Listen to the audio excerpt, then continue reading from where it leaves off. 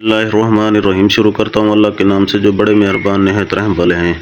कसम है उन फरिश्तों की जो काफिरों की जान सख्ती से निकालते हैं और जो मुसलमानों की रूह आसानी से निकालते हैं, गोया उनका बंद खोल देते हैं। और जो तैरते हुए चलते हैं, फिर तेज़ी के साथ दौड़ते हैं, फिर हर अम्र की तदबीर करते हैं। उनकी कस्में खाकर हम कहते हैं कि क़यामत ज़रूर आवेगी, जिस रोज़ हला देने वाली चीज़ हला डालेगी। मुराद नफ़्ख़ औला है, जिसके बाद एक पीछे आने वाली चीज़ आवेगी। मुराद नफ़्ख़ सानिया है। बहुत से दिल उस रोज़ धड़क रहे होंगे, उनकी आंखें मारे नदामत के झुक रही होंगी। कहते हैं कि क्या हम पहली हालत में फिर वापस होंगे?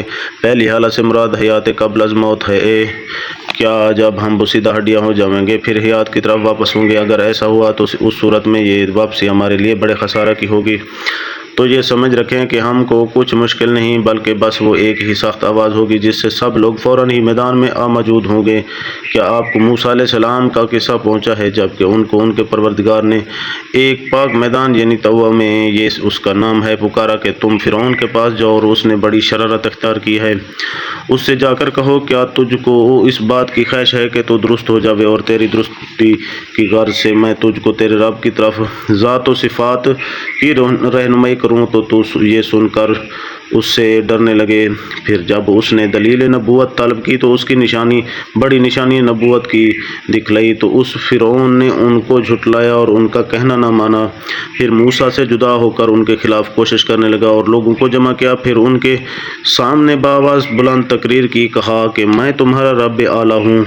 सो अल्लाह ताला ने उसको आखिरत के और दुनिया के अजाब में पकड़ा। बेशक इस वाक़े में ऐसे शख्स के लिए बड़ी इबरत है जो अल्लाह ताला से डरे। भला तुम्हारा और दूसरी बार पैदा करना फ़ी नफ्सा ज़्यादा सख्त है या आसमान का अल्लाह ने उसको बनाया इसी तरह से कि उसकी सकफ़ को बुलंद और उसको दुरुस्त बनाया, और कहीं उसमें फतूर व शकूक नहीं, और उसकी रात को तरीक बनाया और उसके दिन को ज़ाहिर किया, और उसके बाद ज़मीन को बिछाया और बिछा कर उसे उसका पानी और चारा निकाला, और पहाड़ों को इस पर कायम कर दिया तुम्हारे और तुम्हारे मवेशियों के फ़ायदा पहुँचाने के लिए। सो जब वो बड़ा हंगामा आवेगा, यानी जिस दिन इंसान अपने किए को याद करेगा और देखने वालों के सामने दो ज़हर की जाएगी, तो उस रोज़ ये हालत होगी जिस शख्स ने हक़ से सरकशी की होगी और आखिरत का मुनकर होकर दुनियावी ज़िंदगी को तरजीह दी होगी। सो दोज़ख उसका ठिकाना होगा। और जो शख्स दुनिया में अपने रब के सामने खड़ा होने से डरा होगा और नफ्स को हराम ख्वाहिश से रोका होगा, और उस वक्त जन्नत उसका ठिकाना होगा। ये लोग आपसे क़यामत के मुतल्लिक़ पूछते हैं कि उसका वक़ूअ कब होगा।